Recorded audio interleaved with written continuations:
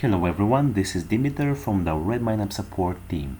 In this video demonstration, I'm going to show you how to completely remove the Questions plugin from your Redmine.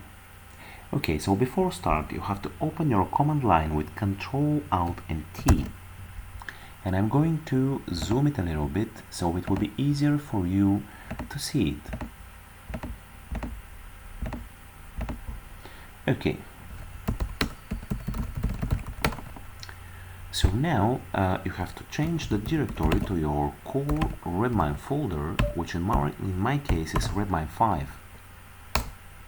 And the first command that you have to execute is to downgrade your database for the plugin we are trying to uninstall, which in our case is Questions plugin. So it is done with the command bundle exec rake Redmine plugins name. So in name here you have to set the name of the plugin, which in our case is RemineUP Questions. Okay, so we continue with the command version 0 RailsAnv production.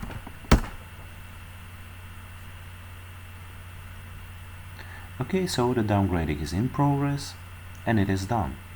So the second step is that you have to remove the plugins folder itself.